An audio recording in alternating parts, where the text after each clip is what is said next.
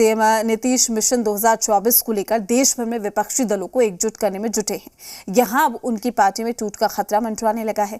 आए दिन पार्टी के अंदर कई बगावती सुर दिखाई दे रहे हैं। ताजा मामला जेडीयू अध्यक्ष ललन और नीतीश कुमार के चहेते अशोक चौधरी को ही देखिए। दोनों के बीच काफी सख्त तेवर दिखाई दिए थे। इन सब के बीच बीजेपी समेत कई दलों ने यह दावा किया है कि जेडीयू अब टूटने की कगार पर है। जल्द ही जेडीयू टूट जाएगी। लेकिन सवाल है कि इन दावों के पीछे क्या वाकई सच्चाई है या फिर जेडीयू के अंदर कुछ और ही समीकरण चल रहा है। लेकिन उससे पहले बीजेपी और अन्य दलों के दावों को भी सुनिए।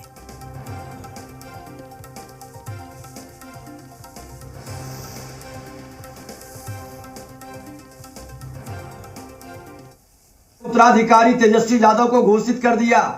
ललन बाबू फ्रस्ट्रेशन में है, हताश और निराश है। उनको उम्मीद था कि हमको उत्तराधिकारी बनाएंगे। अब इनको कहीं तरजीह नहीं मिल रहा है। आज तो पूरा डूब गए जी।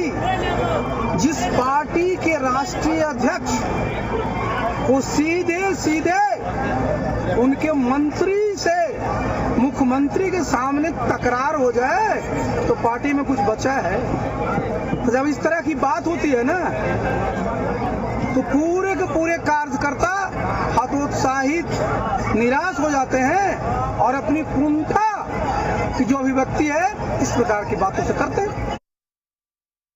सवाल यही है कि क्या जेडीयू में जो टूट का दावा किया जा रहा है क्या वो सही है? क्या मिशन 2024 से पहले ही जेडीयू में टूट देखने को मिलेगी, चूंकि लगातार सियासत हो रही है। वहीं तमाम नेताओं की प्रतिक्रिया भी इसको लेकर आ रही है। चलिए आपको सुनाते हैं।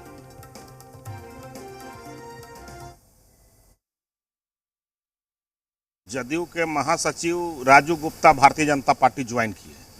उनके पूर्व कोषाध्यक्ष, पूर्व महामंत्री, विधान पार्षद डॉक्टर रणवीर नंदन बीजेपी ज्वाइन करने की घोषणा कर दी।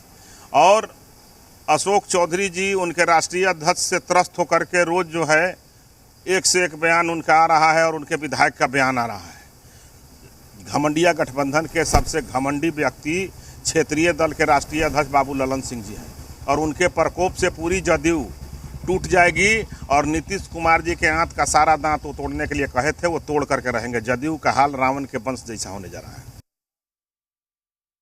भारतीय जनता पार्टी में स्वयं भगदड़ मचा हुआ है। सबको पता है कि आने वाले समय में भारतीय जनता पार्टी का देश में सुपना साफ होना है और बिहार में गर्क में चली जाएगी भारतीय जनता पार्टी।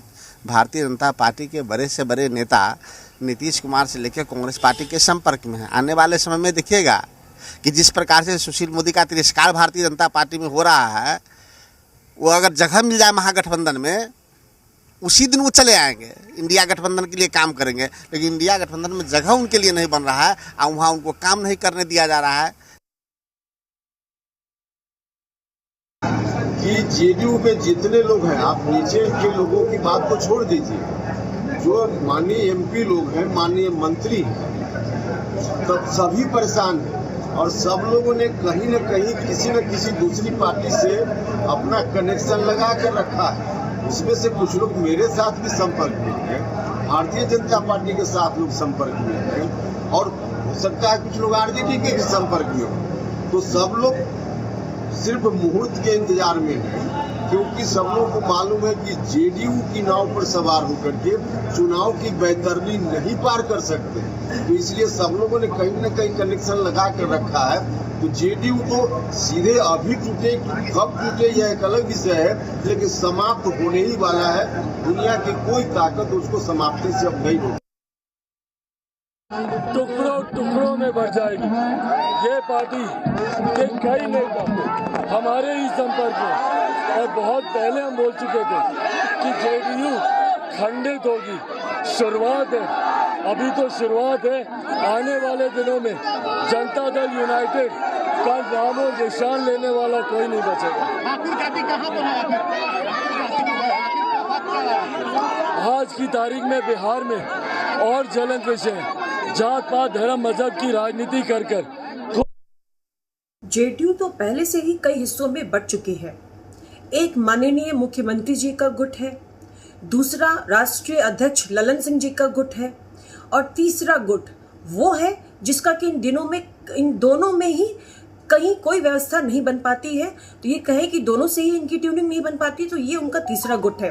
और चौथा गुट भी उसके अंदर है। चौथा गुट वो है जो बड़ी संख्या में पार्टी छोड़ करके भागने वाले हैं। और ऐसी स्थिति में जेडीयू का जो टूट कहीं ना कहीं बिल्कुल संभवतः होनी ही है। जेडीयू में एक बड़ी टूट होगी और जेडीयू की कई सारे लोग अभी एनडीए के साथ जुड़ेंगे, जो आने वाले दिनों में तस्वीर जो है वो साफ हो जाएगी। तमाम जानकारी के साथ पटना से हमारे संवाददाता रुपेंद्र श्रीवास्तव हमारे साथ जुड़ चुके हैं। रुपेंद्र, क्या 2024 से पहले ही जेडीयू की ये जो टूट है वो देखने को मिलेगी? क्योंकि लगातार जिस तरीके से प्रतिक्रियाएं आ रही है और विचारों का कहीं ना कहीं मतभेद यहां पर नजर आ रहा है। कहा जाए तो विपक्षियों को, विरोधियों को एक मुद्दा मिल चुका है। देखिए, विरोधियों को एक तरह से कहा जाए, विपक्ष जो जेडीयू के विपक्ष में जो लोग हैं वो उनको जो है जरूर मुद्दा मिल चुका है। और साफ तौर पर जिस तरह से अंतर्कलह सामने आ रहे हैं मुख्यमंत्री नीतीश कुमार के सामने, खुद राष्ट्रीय अध्यक्ष और बिहार सरकार के मंत्री लड़ जा रहे हैं। जैसे कि ललन सिंह, खबर आई कि ललन सिंह और अशोक चौधरी आपस में ही भिड़ गए थे। उसके बाद ललन सिंह का अल्टीमेटम जारी होता है कि शेखपुरा जो जिला है वहाँ पर बरबीघा में अशोक चौधरी नहीं जाएं। अशोक चौधरी वहाँ जाते हैं, कार्यक्रम करते हैं। वहाँ पर जेडीयू के जो कार्यकर्ता हैं उनको मना कर दिया जाता है कि उनके कार्यक्रम में वो शामिल नहीं हो। तो अशोक चौधरी के कार्यक्रम में कांग्रेस और आरजेडी के कार्यकर्ता शामिल होते हैं। तो इस तरह से देखा जाए, एक तरह से नहीं है, इस तरह से कई ऐसे चीज़ें हैं। फिर रणवीर नंदन को जेडीयू से बाहर जाना, कई और नेताओं को जेडीयू से बाहर जाना है। तो कहीं ना कहीं देखा जाए तो सब कुछ यूं कहा जाए कि ठीक ठाक नहीं चल रहा है। और यही कारण है कि तमाम जो विरोधी पार्टियां हैं वो साफ तौर पर यह कहने लगी हैं कि टूट होगा। अब टूट होगा या नहीं होगा, ये नीतीश कुमार जो हैं वो इस पर अभी लगे हुए हैं। और नीतीश कुमार गहन इस पर बातें कर रहे हैं कि पार्टी में सब कुछ बढ़िया रहे हैं। राष्ट्रीय अध्यक्ष लगातार मुख्यमंत्री नीतीश कुमार से मुलाकात कर रहे हैं। कई बड़े नेता से मुख्यमंत्री नीतीश कुमार मीटिंग कर रहे हैं। तो देखिए, आने वाला जो दिन है वह पता चल पाएगा कि क्या आगे होने वाला है। लेकिन ये तो जरूर तय है कि 2024 के जिस रुपेंद्र, लेकिन देखिए, बड़ा सवाल ये है कि सीएम नीतीश कुमार कहीं ना कहीं इन तमाम खबरों के बाद भी मौन दिखाई देते हैं। और यही वजह कि विरोधियों की ओर से सीधे तौर पर कहा जा रहा है कि इसकी जानकारी सीएम नीतीश कुमार को भी है कि वो ज्यादा दिन तक एक साथ सबको नहीं रख पाएंगे। और यही वजह कि जो टूट है वो खुलकर सामने आ गई है। चाहे वो ललन सिंह का ही क्यों ना जिक्र कर ले, उनकी नाराजगी का ही जिक्र क्यों ना कर ले।